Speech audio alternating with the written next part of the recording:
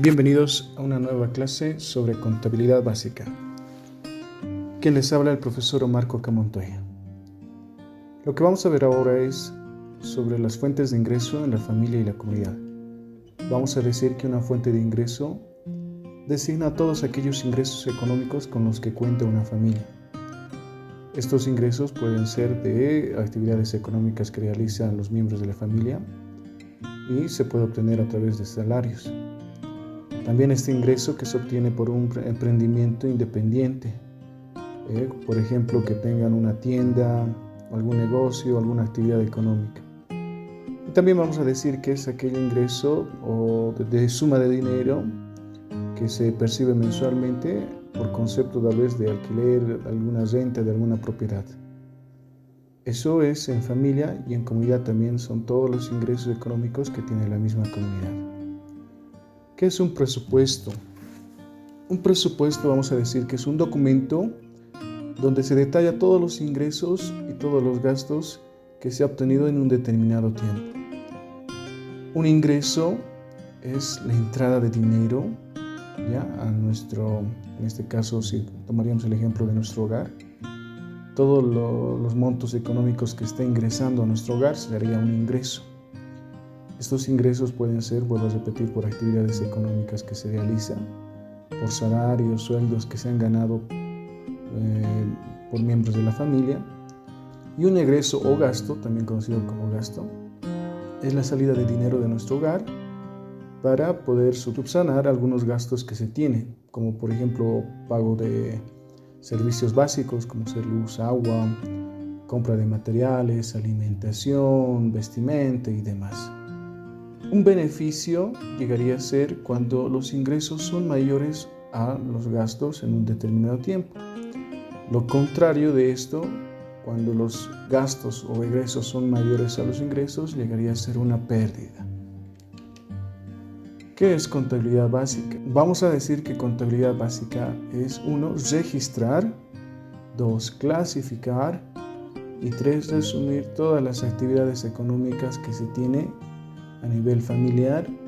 ¿Para qué? Para poder tomar decisiones sobre nuestra situación financiera. ¿Por qué es importante la contabilidad? Porque disponemos de información para decidir y prever algunas acciones frente a situaciones previstas y no previstas. Puede ser para un viaje, inclusive cuando hablamos de no previstas, cuando hay situaciones de enfermedad, donde tenemos que saber cómo está nuestra situación económica. También nos ayuda para comparar el movimiento económico de un determinado tiempo. Si es que el mes anterior hemos tenido más ingresos, si es que no hemos tenido muchos ingresos y demás. Y también para conocer la situación económica de nuestra familia, si fuera el caso de nuestra actividad productiva familiar, es decir, de nuestro negocio o emprendimiento familiar.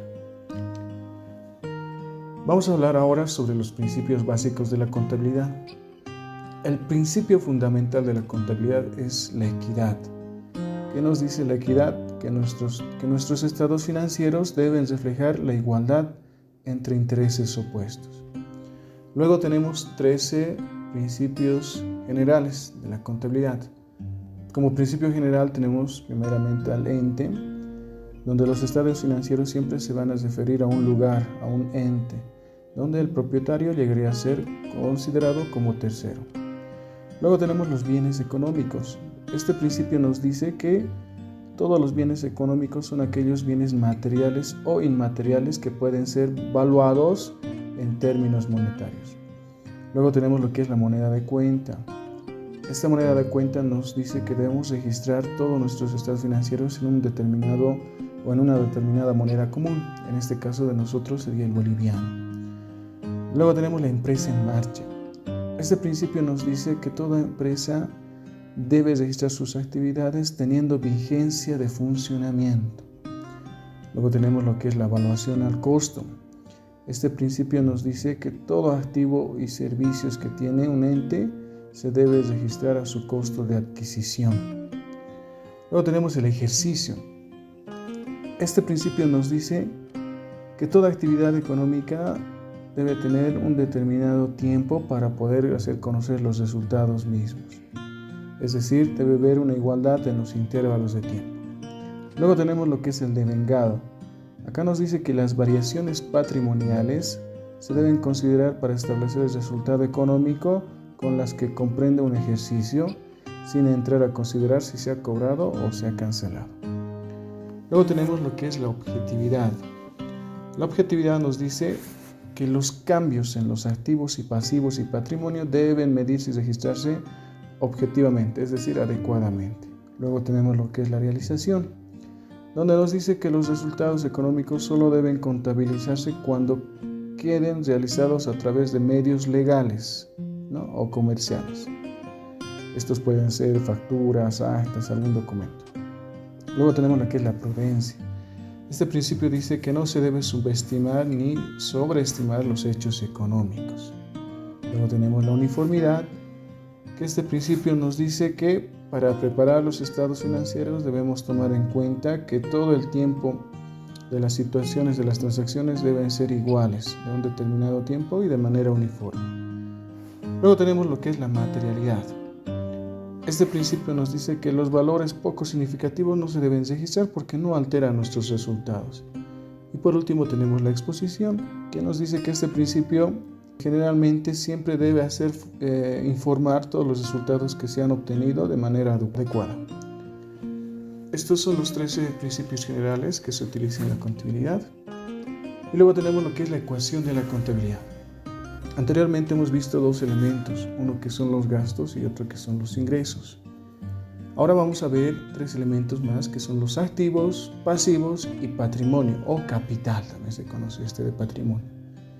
Un activo vamos a decir que es todos los bienes y derechos por cobrar que tiene una empresa. ¿Ya? Es todo lo que generalmente cuenta una empresa, todos los materiales, tal vez alguna deuda que tiene que cobrar. Entonces eso llegaría a ser un activo. Un pasivo es lo contrario de un activo, es decir, son todas las deudas o compromisos que tiene la empresa con otro tercero. Puede ser préstamos que tiene que pagar, deudas que tiene que cancelar. Y luego tenemos el patrimonio o capital, que representan los aportes de los propietarios o accionistas, más los resultados no distribuidos. ¿Qué nos dice la ecuación? Nos dice que un activo es la suma del pasivo más el patrimonio o capital. Aquí lo podemos ver en una cama. Nos dice activo es igual pasivo más capital. Tomando en cuenta esta ecuación, podemos también desglosar cada uno de esos elementos, donde el pasivo vamos a decir que es igual al activo menos capital, y donde capital también puede ser igual a activo menos pasivo. Un ejemplo nos dice acá, a continuación tenemos el siguiente detalle sobre activos y pasivos, hallar cuánto es el capital. Recursos que se tiene. Cuando me dices recursos que se tiene o que tiene la empresa, ya me estoy dándome cuenta que estamos hablando de activos. Por ejemplo, tenemos dinero en efectivo, llegaría a ser un activo de bolivianos 25.000. Tenemos mercadería, que también llegaría a ser un activo, bolivianos 30.000. Y tenemos mobiliario con un valor de 10.000, que también llegaría a ser un activo. Nuestro total activo es de bolivianos 65.000. Luego tenemos obligaciones con terceros. Cuando nos dice aquí obligaciones, ya estaríamos hablando de pasivos. Pasivos hemos dicho que son todo lo que tenemos que pagar, las deudas, préstamos y demás que tenemos que pagar. En este caso tenemos facturas por pagar. Entonces tengo una deuda de 20.000. Tengo un préstamo por pagar de bolivianos 10.000. Mi total pasivo va a ser bolivianos 30.000. Haciendo lo que es esta ecuación, ya puedo decir que mi total activo era 65.000 y mi total pasivo era 30.000. Entonces mi capital sería la resta de estos dos con un boliviano de 35.000. La respuesta entonces puedo decir, tomando en cuenta el ejercicio, podemos decir que tenemos un capital de bolivianos 35.000. Hasta aquí estuviéramos quedando, ya nos veríamos en la próxima clase y hasta luego.